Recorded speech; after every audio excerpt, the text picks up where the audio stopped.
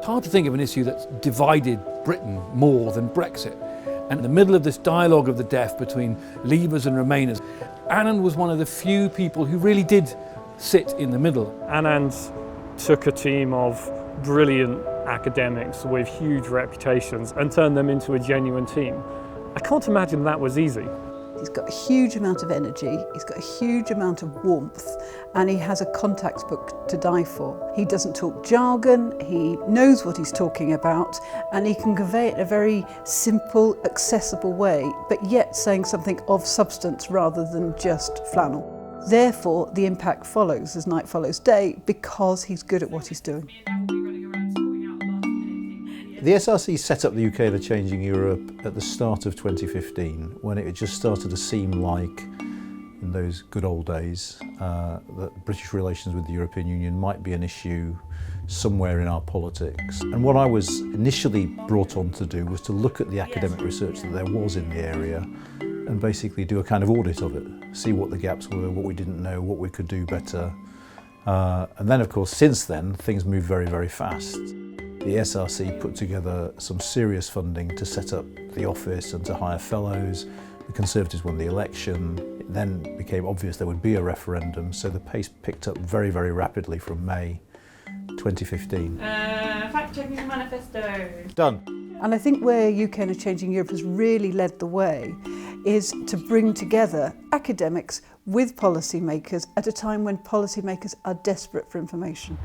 Anand has a wonderful, down-to-earth, relaxed style that I think comes across very well and spreads to his team in how they communicate.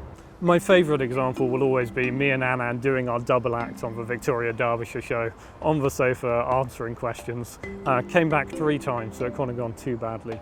But actually, the thing that I think really won my respect was the town hall meetings that Anand and his colleagues from UK and a Changing Europe did, where they went to towns up and down the country, answering questions directly from the public and showing a level of engagement and humility almost that is really impressive.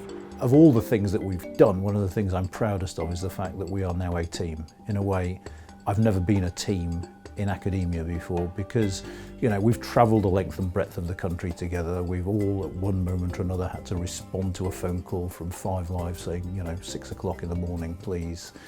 And there are a bunch of people now who can trust each other. And it's a fantastic feeling actually, and it's one I hope we can hang on to. Anand Menon is Professor of European Politics at King's College London. I asked him how much room David Cameron has when it comes to negotiations. His room for manoeuvre, I think, is quite limited. You've got to thank the SRC for putting in the investment because lots of universities want impact and tell their academics to go and do engagement and they don't resource it properly. And then we just had some genuinely very good people. I think we had some of the leaders in the field when it comes to EU law or EU migration or the economics of Brexit. Not only did the media come to them once, but they kept coming to them, which indicates that they were good at what they did. What we saw during the Brexit campaign, and actually even more after, is both sides really playing fast and loose with the data, with information, in order to make their case or at all costs. The UK and the EU didn't make the mistake of saying all opinions are equal.